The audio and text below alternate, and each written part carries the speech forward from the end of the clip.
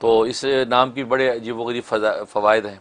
इनमें से एक फ़ायदा यह है कि अगर दुश्मन जब वो परेशान करता है और दुश्मन मक़हूर और मग़लूब नहीं होता, उसके लिए इसमें बड़ी तासीर है कि हर नमाज के बाद 30 मरतबा 30 टाइम या काबिज़ु का विर्द करें।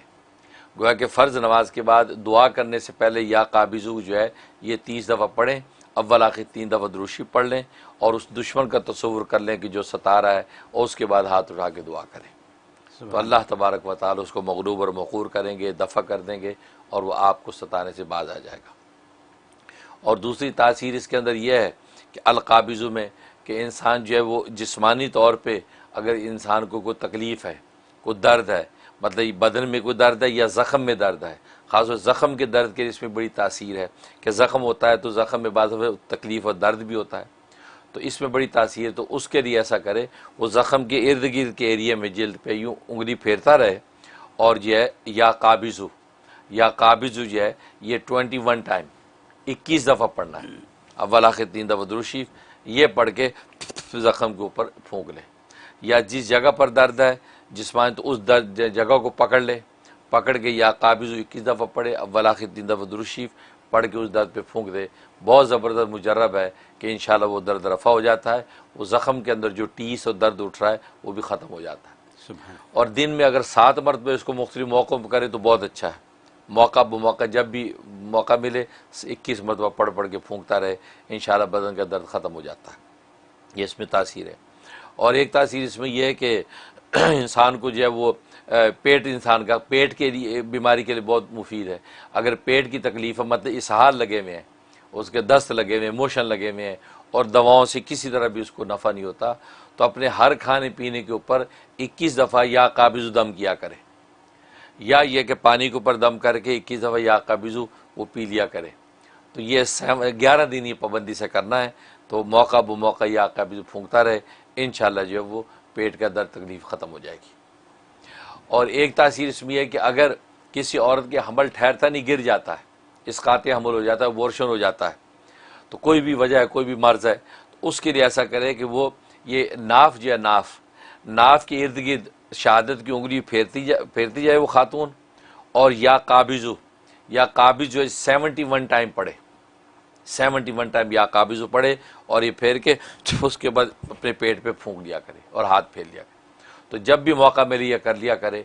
तो वो ख़वातीन जिनका हमल साक़ित हो जाता है, ठहरता नहीं है, उसके लिए ज़बरदस्त इसमें तासीर है कि हमल कायम रहता है और वो ज़ाया नहीं होता और सलामती के साथ इंशाअल्लाह बच्चा जो दुनिया में आ जाता है। ये इसके अंदर खूबी है। और उसके अलावा जो है अगर कोई मूज़ी दुश्मन है, बहुत तकलीफ़ और ईज़ा पहुँचाता है, ऐसा मूज़ी दुश्मन है कि वो बस समझो कि उसका दुनिया में रहना अब मुनासिब नहीं है, यानी यूँ समझिए आप, ऐसा मूज़ी दुश्मन है, कोई दीन के लिए भी वो ख़तरनाक साबित हो रहा है, दुनिया के लिए ख़तरनाक साबित हो रहा है। तो ऐसे आदमी के लिए या काबिज़ु में बड़ी तासीर है कि उसका मामला अल्लाह के सुपुर्द करके वो या काबिज़ु जो है 313 मरतबा पढ़े, 313 मरतबा पढ़े, अव्वल आखिर 13 मरतबा दुरूद शरीफ पढ़े, दुरूद इब्राहिमी पढ़ ले नमाज वाला, बहुत अच्छा है, वरना कोई भी। तो ये पढ़ के तसव्वुर में उसके ऊपर फूंक दे तो उसका मामला अल्लाह के सुपुर्द हो जाता है। तो अल्लाह तबारक व तआला उसको बाकी रखे, हिदायत अता फरमा दे, उठाना चाहे तो उसको उठा ले, तो उस सूरत में अल्लाह तबारक व तआला अपने मंशा के मुताबिक कोई भी फैसला ज़ाहिर कर सकता है। तो यह काबिज़ु में ये ज़बरदस्त तासीर है। तो और ये जो है 71 डेज़ की नीयत से शुरू करना है और ये अमल करके फूंकते रहना है। इंशाअल्लाह अल्लाह की रहमत से खैर का फ़ैसला हो जाएगा। उसकी किस्मत में हिदायत होगी, अल्लाह उसको हिदायत अता फरमा देंगे। अगर उसकी किस्मत में हिदायत नहीं होगी तो अल्लाह तबारक व तआला अपने पास बुला लेंगे। तो वह कि ये इसके अंदर तासीर, यह काबिज़ु। और ख़्वाब के अंदर इसकी ताबीर है कि ख्वाब में ये नाम देखा, पढ़ा, सुना, आवाज़ आई तो या काबिज़ु, तो इसका मतलब है कि अल्लाह तबारक व तआला इसको दराज़ी उम्र अता फरमाएंगे, इसकी उम्र को दराज किया जाएगा और इसको नेकियों की तौफीक होगी और गुनाहों की तरफ से इसको रोक लिया जाएगा। यानी गुनाह करना चाहेगा भी तो अल्लाह तबारक व तआला इसके साथ उसकी नुसरत शामिल हाल रहेगी और ये गुनाह नहीं कर पाएगा, गोया कि ये नेकी और तक़वे पर कायम रहेगा। ये इसकी जो है ख्वाब में तासीर। बहुत खूब हज़रत, जो बात मुझे समझ आई, दो बातें मेरे जहन में आ गई एकदम।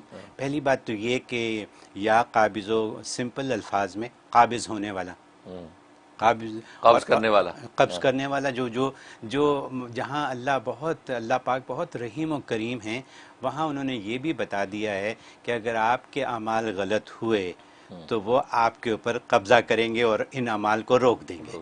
ये अल्लाह की एक तरफ से सख्ती वाली बात है थोड़ी सी।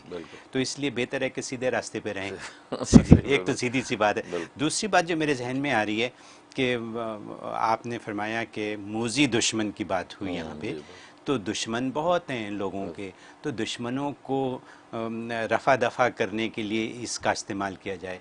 तीसरी बात विलादत, सही विलादत के लिए ये बहुत मसला है फैमिलीज़ में, जो कि लोग डिस्कस भी नहीं कर सकते हैं और इलाज भी नहीं करा सकते। मतलब ये एक ऐसी चीज़ है कि जो बहुत खुली नहीं है, आम नहीं है, तो उसके लिए इलाज है। घर बैठे आपने इलाज बता दिया।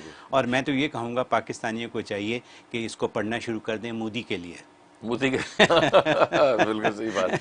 ठीक है ना, इंडिया वाले भी मुसलमान पढ़े, इंडिया वाले भी पढ़े, और मतलब क्योंकि वो बहुत कातिल किस्म का इंसान है, बहुत उसने जुल्म किए हैं कश्मीरियों पे ख़ास तौर पे और मुसलमानों पे हर जगह हिंदुस्तान में। तो उसके लिए भी ये कारामद हो सकता है। बहुत खूब, बहुत ज़बरदस्त चीज़ है अल-काबिज़ो।